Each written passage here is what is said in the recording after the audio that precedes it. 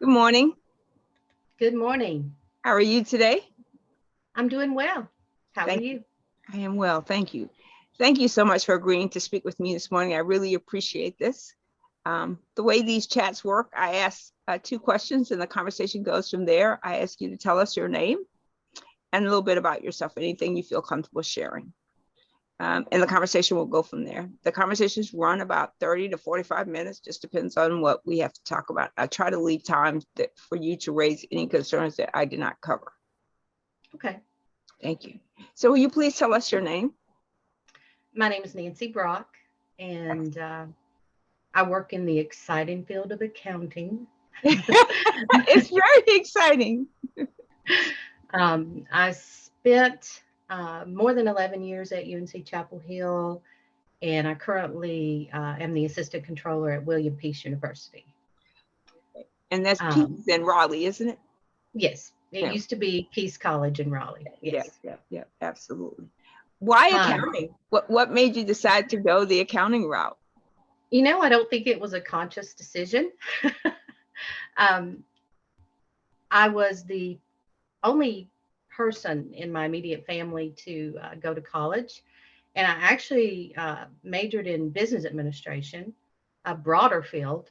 Um, but I guess as my career progressed, I just sort of got into the field of accounting. And my first big role was as the accounting manager at Biscuitville. Oh, okay. Um, and I'm sure a lot of people have heard of Biscuitville. And from there, I went to UNC, and it's just progressed from there.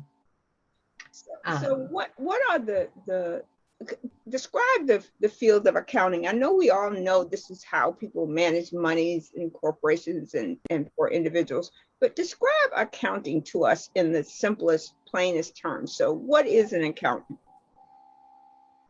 an accountant ensures that your assets or the assets of the company is being protected. It ensures that transactions are being recorded appropriately, that there's no misleading uh, or errors in the financial statements that would be misleading. And it's particularly, of course, critical for public companies whose price per share of their stock depends on their financial statements. And that's where, fraud comes into play. There is such a thing as forensic accounting. There are accountants that, actually uh, are experts in fraud, and they have certifications as such. Mhm. So it's a broad field, and Absolutely. it's an interesting field as well. Excellent. So we have heard the terms in recent times, cooking the books. What exactly does that mean? That means that you purposely make entries, I would say, make entries to your accounting system that are fraudulent in order to make, maybe you want to make your revenue look higher or your expenses to look lower, or you want your assets to be greater than they really are, or you want your liabilities or what the company owes to be less than what is actual. And it is purposeful in that its design is to mislead people that might want to invest in your company. Excellent. So that's So that's what it is. so back in I forgot what year it is right now, but we had Enron, and Enron was a huge scandal. It took down a lot of people. And one of the things that we were able to learn was how much information had been altered, financial information that made Enron look like it was a profitable enterprise and that it was continuing along the way. But then we got into more and more information and we learned that they were doing some pretty untoward things. How easy is it for an accountant or an accounting firm to get into an organization like that and change or alter the numbers to make them look either positive or negative or whatever the message is that they're trying to have? And my follow-up question to that is with the banks in 2008, 2009, how do these things happen?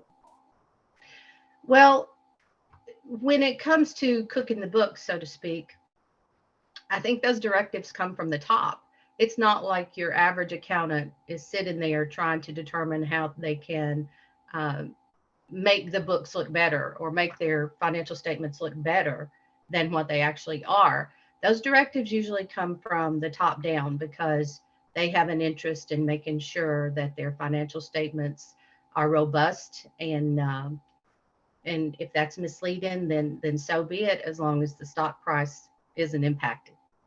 Um, WorldCom and Enron during that same time period, it actually led to legislation called Sarbanes-Oxley that requires companies, even private organizations, to now have much more transparency in their financial reporting. It used to be a much different field uh, before Sarbanes-Oxley was enacted. And so in the accounting field, if you record a transaction, then you should have adequate support for that transaction. And so I think what happens is maybe an executive or a manager will just request that a journal entry be made, and the accountant follows suit, maybe without the proper support for such a transaction. But as I said, there have been a lot more restrictions uh, put into place since Enron and since WorldCom and that collapse. Yeah. So how is the accounting field structured? Is there a lot of men and women equally in the field, or is it more male dominated? Um, does it matter where you work in the accounting field? So like if you, like in some cases you want to work for those big Fortune 500 companies and some people not, does it matter how you grow depending on the type of place you work, and how is it structured? What's the demographics of accounting? I'm not sure what the demographics are between genders, but it can be a very different field. If you go into public accounting, it's much different than going into a private organization. Or even as I worked at UNC, I was at a state university, so we had governmental accounting rules as well. So it could be a very different field just depending on what type of company you work for, what type of organization you work for. And as I said, you can be in the field of auditing, you can be in the field of accounting, or you can go into forensic accounting. I know they even have accountants, that work for the FBI and those kind of things. So it's a very diverse field. It can Your career can go in any number of directions. How many people do you see that look like you when you're doing your work or when you're going to conferences or things like that? How many people are interested in the field and finding it, enjoying, and staying in the field? I think a lot of people stay in the field because it is somewhat of a stable field. Every organization needs accountants. They need to have their transactions recorded and recorded appropriately. Um, and when you say looks like me, I assume you're talking about demographics. Women. Yeah, women. It's probably honestly about 50-50 as far as what I see at conferences and in the workplace. Um, there there may be a discrepancy as far as who is in upper management and whether or not it's males or females. Definitely at the CFO and above level, then there may be some discrepancies there for sure. Are there Black and brown people in accounting as equally divided as you just said between male and female? Um, Between male and female, I'm not sure. I definitely think the field probably has more white people than people of color, or at least that's what I've witnessed. I can't say that to be a fact, but one of I guess the best company that I worked for as far as diversity matters goes was Blue Cross Blue Shield of North Carolina. Because what I have found over, you know, over the past year with George Floyd's death and with the protests that followed and with companies coming out with their diversity policies and diversity training, um, I'm afraid that some of that is just lip service It absolutely is. and just an image. But Blue Cross Blue Shield of North Carolina, I worked there for more than 4 years, and they not only supported diversity, they really supported diversity. You have people of color and women throughout the organization and into management and upper management. So they are a company that stands behind that image. Thank you.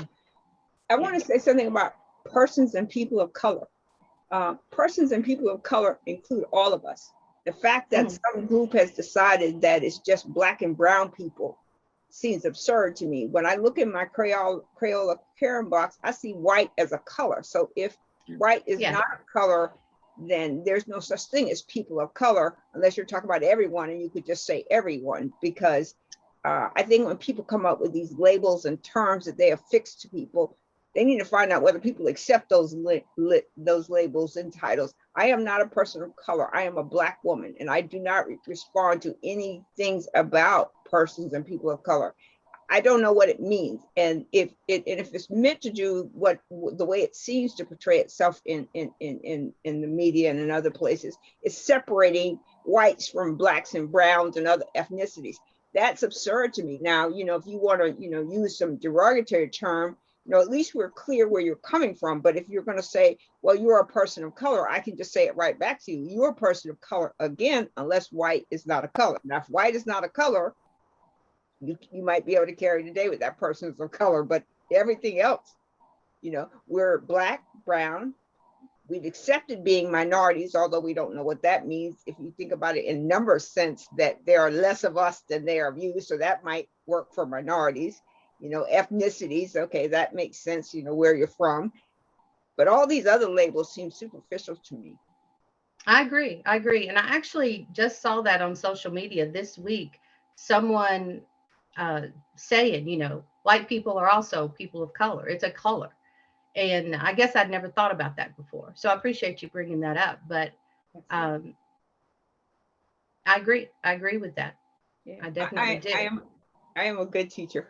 This is my passion in my life's work, is trying to make people love each other regardless of how they look to each other. I wish I really support that. I wish that would happen. I'm so I guess afraid of the direction our country is headed. In some ways, I'm afraid. In some ways, I'm also hopeful because issues are being brought to light, and white people are being forced to see them. Sometimes it seems for the first time.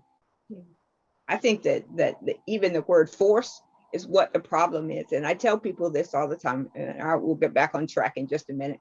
But, like, if you can imagine winning the lottery, let's just say you win $100 million in the lottery, and your accountant is sitting over your shoulder, right? And all of those relatives you didn't know you had, all of those cousins, friends, your best buds, come out of the woodwork, and they want some of your money. You think about the winning the lottery as white privilege, right? So you've got all this power, you got all this money, and all kinds of people want it.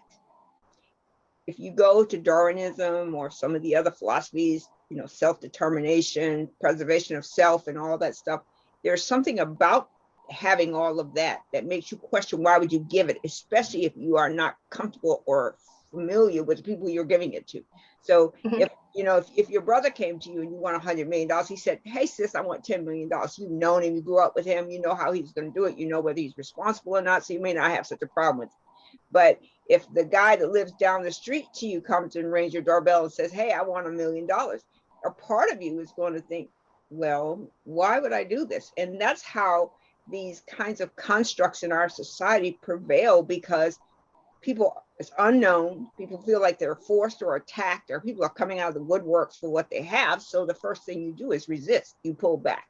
And that's a part of the reason why our country looks the way it looks now, because people don't understand. They feel like they're being forced or something's crammed down their throat. A Mhm. lot of people weren't realized that, Black and brown people were killed by the police all the time. Mhm. That happens all the time. It wasn't new with Mr. Floyd or Mr. Arbery or anybody else. It just was happening.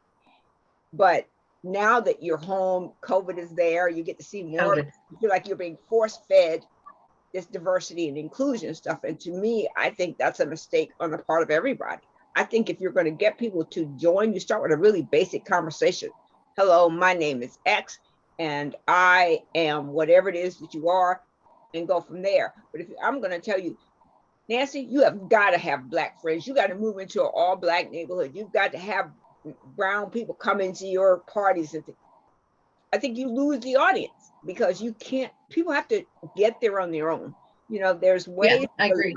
to learn about other cultures, but it is not by force feeding somebody something that they don't want. Like, so hiring diversity officers who are powerless within their organizations, they have a Exactly. title, but they can't do anything, is a waste of company money. But instead of thinking of changing the organizational culture, by interacting with their employees and finding out what is it going to take to make them better employees, and to see ways that productivity increases by being different, not everything being the same. Exactly. Yeah. And that's what I was saying about, diversity officers being hired, but not a whole lot changing within the organization.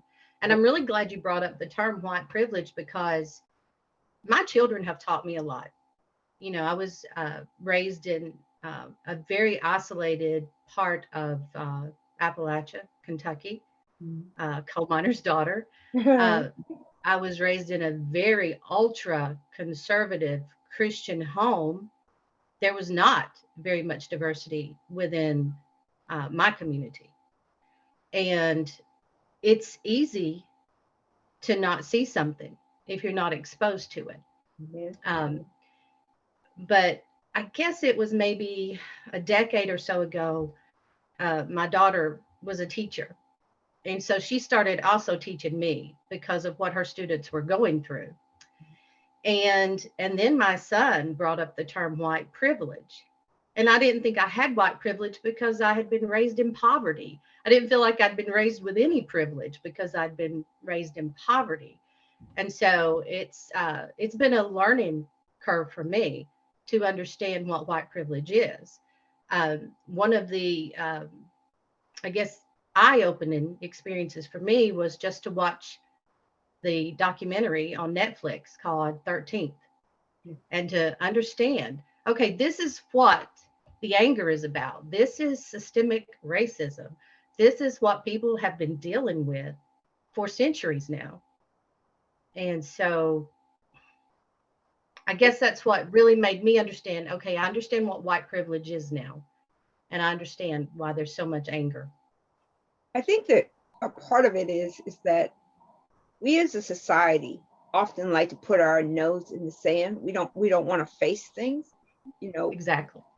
when if you think about what America is as a whole, and I mean, like, patriotism notwithstanding, freedom notwithstanding, people came to this country seeking relief. And instead of them recognizing what they were given and what they were able to do, they enslaved a whole lot of people that looked different for them for the purpose of making money. Money. And the cruelty of that slavery was not just, you know, you work 2 or 3 days in the sun without food or whatever it is, water, whatever it is that they did to you. But, the pictures we see of people being burned while they're hanging, or having parts of their extremities cut off, it's like that part of our criminal justice system didn't exist at that time. So what they did is they created their own service of justice to people. So this is how, if you run away, you could die. We'll sell away part of your family. You've been raped over and over. You looking at me, I'm a product of rape. So someone in my family and my ancestral history raped somebody so I could look like this, and my child looks like me. So that bloodline is so deep entrenched into Black people, and I don't care how light or how dark they are, that bloodline is there, and you don't understand why you're hated for something that you have no control over. It's not like you checked a box on the way down from the womb saying, oh, I want to come out this. You are what you are, and I think that in a lot of sense, we are struggling to figure out how to make peace with each other and live with each other. And all the other ethnicities that are out there, between Black and white, there's more animus and there's more love, because either love you or hate you. And there's just those two extremes. And that's really unfortunate. But I didn't want to bore you with that. So I want to go back to accounting. So I'm a technologist by trade. And so in the last few years, a lot of really robust technologies have come online. Blockchain, for example. Have you seen the interfacing of these technologies into your work into accounting? Not really blockchain technology, although I do know there are public auditing companies that are already researching this, some of the larger companies. I have seen a lot of movement to the cloud-based softwares, Yeah. where we're not just owning the software and housing it inside the organization. And everybody at first had a lot of, I guess, reservations about that, because you feel like if your data's not in your control and it's just out there on the web somewhere, then there's more risk. But there's a lot of controls put into place to mitigate that. So it seems to be working well. That's been something, I guess, that has, or that I've seen at least, really increase over the past, I guess, maybe 5 years or 7 years, something like that, cloud-based systems. Yeah. Does that worry you? Do you have any fear that technology will get so smart that it will take your job? There's probably some fear there, although I'm not sure it could happen fully before I'm ready to retire. I love it. So, my son is about to get his finance degree, and so that may be one of his concerns. But he also has a computer technology degree, so maybe he's safeguarded somewhat. Yeah, absolutely. So, in the realm of accounting and math, I always think like, so as a child, I was not good at math. The only math I did really well in was geometry and statistics. All the rest of it was just a wash. I couldn't understand how A times B equals C or whatever it was, or how a fraction of something could be multiplied by another fraction of something and come up with it. Like that was just went completely over my head. It's like, okay, this is not for me.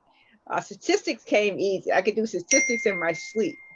So are there still concerns about girls specifically in math in elementary and middle education?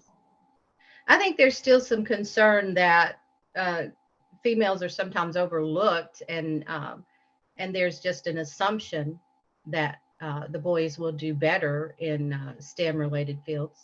I do think that assumption is alive and well. And could it be that the reason why girls, and I only speak for myself, the reason why girls are not particularly savvy in math is because no one took the time to ensure and reinforce what you were learning. So if you got a C, no one went to find out why you couldn't get an A or a B, or why you didn't do better. That this is just not for you. Math is just not. Yeah. But I think we've heard for years that a lot of people assume, especially 60s, 70s, even into the 80s, that math wasn't a girl's thing. We could read and write. That was our strength. Yeah, that's definitely, how my generation was sort of pushed. But yeah, I think that's true. And just not having the expectations, right? You're not putting the same expectations on the girls as you do the boys. And maybe they, unconsciously realize that. Yeah. And sometimes that can be a defeating thing to realize, is that someone doesn't expect you to do well. So how did you overcome that burden? Oh, wow. I'm really not sure. I was the youngest. I was the youngest of my siblings, and there's quite an age difference between me and even my youngest sibling, almost a decade. And my my dad was a coal miner. He was not educated. My mother was a homemaker, and she was not educated either. But I guess from maybe first grade, I started bringing home A's on my report card consistently, and my dad started really pushing me. You have to go to college. You have to go to college, and he just sort of kept that narrative going. And he passed away when I was rather young. I was only 16, but that stuck with me. You have to go to college, I guess, because I had good grades, and he saw some potential there. But I think that's a pretty powerful statement, right? Someone who believes in you, someone who pushes you. And if you don't have that in your home, if you don't find it somewhere, you may find yourself struggling to find, where I belong and what I should do.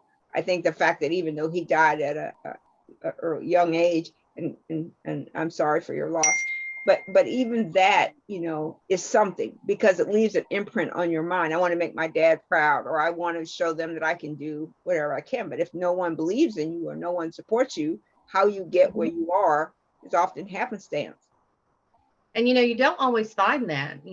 Like I said, I remember him going back to school to get his eighth grade diploma when I was toddling around. Um, so you don't always see that. You don't always see a parent push their child if they haven't also uh, been to college or Or had that pushing, had someone had push that you. kind of opportunity. Yeah. Absolutely. So where do you see accounting going? What do you think the future of accounting is? And not necessarily the technology, but what skills will someone need to have if they were going to be an accountant? Where should they start? And what things do they need to have to persist? So, when you run into those challenging times, you might not work out at this job, or, maybe this wasn't the right place for you, but what do you need to persist and stay in your field and hopefully make change in your field?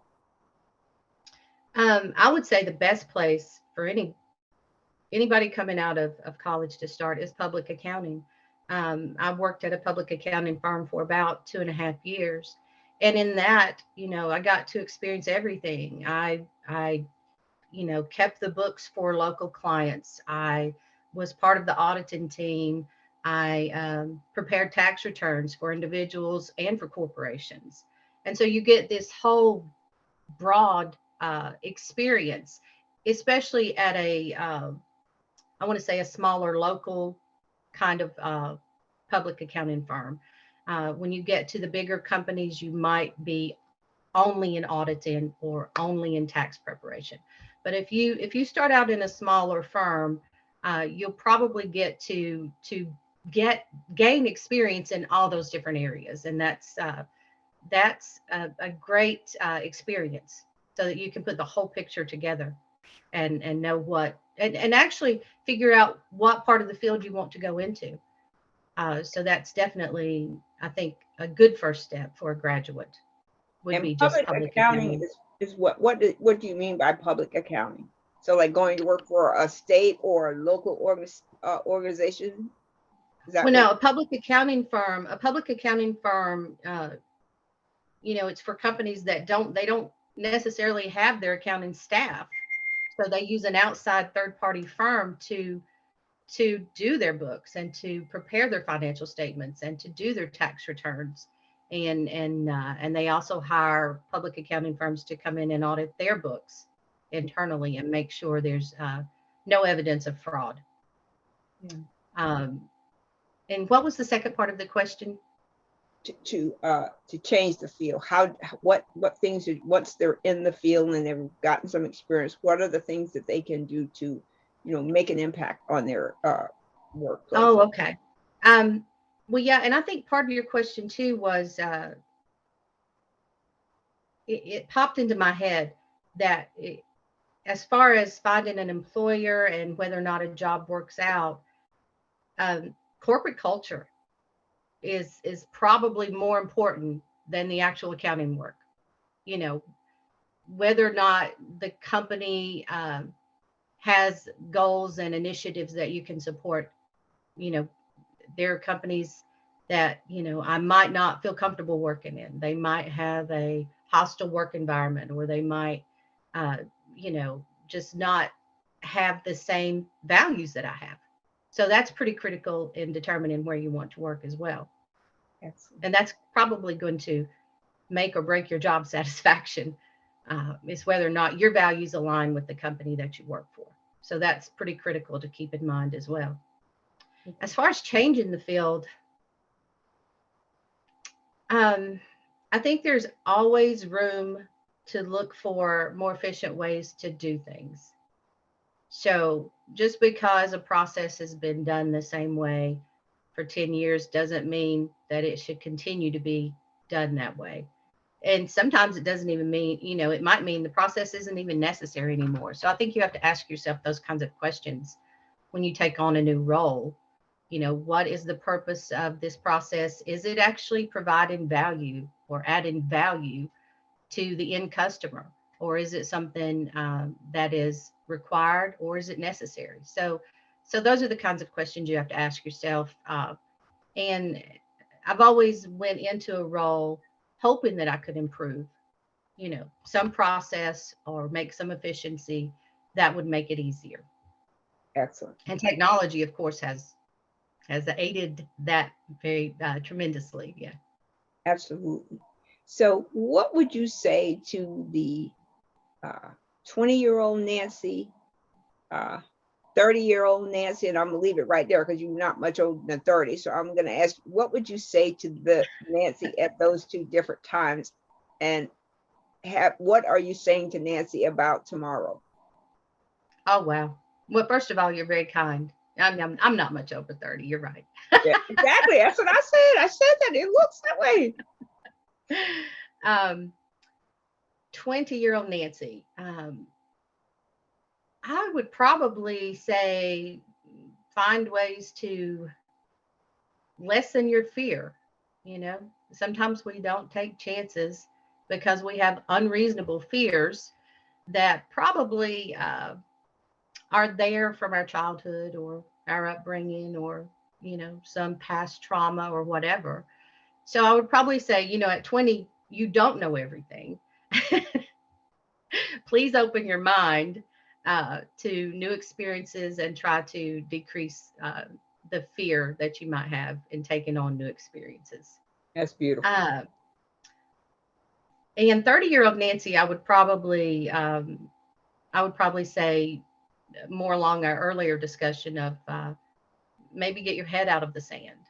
You know, this is how you this is been your upbringing in your young adult life, but there are other perspectives out there that you really need to embrace and consider sooner than better. I mean, sooner better than later. So that would be my advice to 30-year-old Nancy. And what are you telling Nancy today? Oh, what took you so long to, you know, to understand some things, you know, what took you so long to understand some things? And I really, you know, it's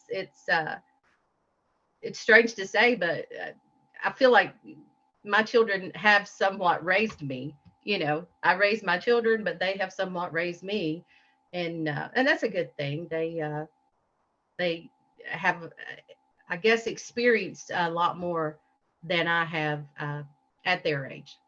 Absolutely. And yeah, you know, they have media coming from every direction. You know, they have social media, they have cell phones, they have just we're bombarded with information anymore.